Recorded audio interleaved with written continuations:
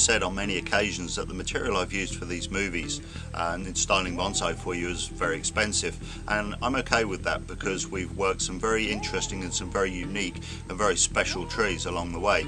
But one of the things I do understand is when you first come to bonsai, the concept of working on a tree that costs hundreds of pounds or even thousands of pounds is really quite daunting, and I would recommend it's not something that you do unless you've got good experience or somebody of good experience to help you. So today I thought we'd try a different approach, and what I'm going to do is take this 50 quid and I'm going to go to a local garden centre and find you something really nice and interesting to work on, but this may take some time.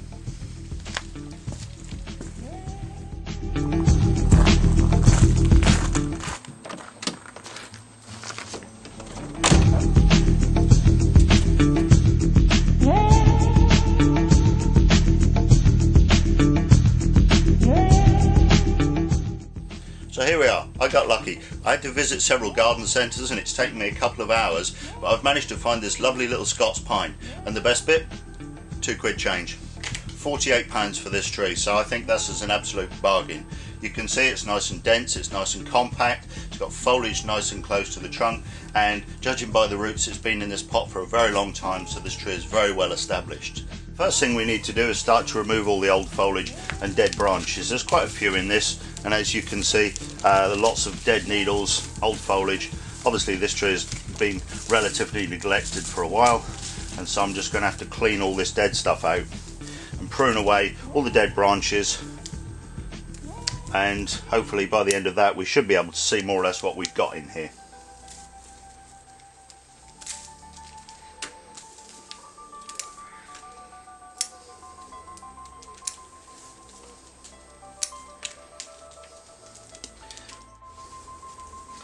This stage involves removing most of the dead needles, and also with a bushy plant like this you get lots of small inner branches that have died off. So I'm just removing all those, and as you can see there's a couple of 3 years worth of dead needles in here. So you can now see there's absolutely loads and loads of junk come out of here, and you can now begin to see into there and you can begin to see exactly what we've got. Here you can see this dead needle litter and material that's built up on the top of the soil that was put in this pot originally. It's actually buried some of these branches, and so we just need to begin to slowly remove that and get down to the base of this tree. So at this point I've finished cleaning out the base of this tree, and as you can see we got lucky. There's a nice little fat trunk under here and it's got a reasonable nabari, so that gives us something to build upon. So what I'm going to start doing now is begin to thin these branches and shorten some of these back. What we do is remove the weak stuff inside, we remove the very strong stuff from the end and keep the intermediate part. That means that we can balance the health of or the vigour of this tree from the top to the bottom, because as you can see from these, the growth here is much smaller than is up here, so we need to remove more of this very strong stuff in favour of some of this weaker material lower down, so that, as I say, the balance of the tree, the vigour, is restored.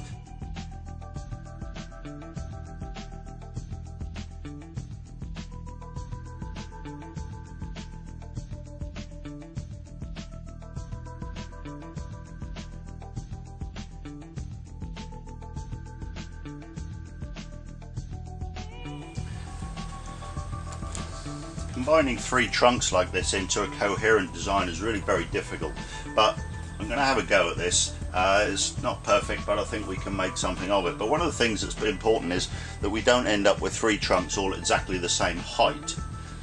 Of the 3, perhaps this one is the most interesting. It's got the best branch placement, so I'm actually going to keep that one as the tallest one.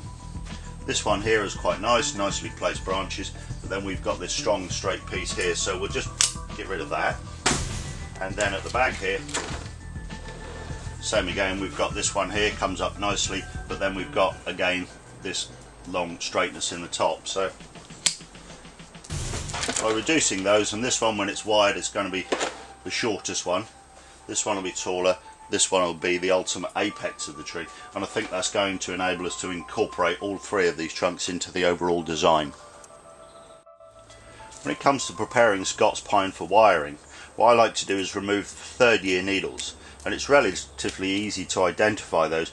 If you look along the branches, you can see this year, and you'll see a break between this year and last year, and then you've got the third year. Well, the third year will naturally shed in the autumn, but if, as I've seen done many times, you reduce the needle growth down to just the current seasons, you will severely weaken the plant, and that will jeopardize the short-term future of it. Because these leaves are its solar panels, the more of these we remove, the less it's going to be able to photosynthesize and produce energy, and that obviously will reduce the amount of backbudding that this tree produces in response to this pruning. It also enables us to, when we've finished, create a nice, full, natural looking image. It's much better than stripping too much foliage away. When we do this work, we always have to be concerned about the health of the tree. It's more important that we maintain the health of the tree up to a high standard, rather than being overly concerned about how the tree looks. In bonsai, the health of the tree must always come first.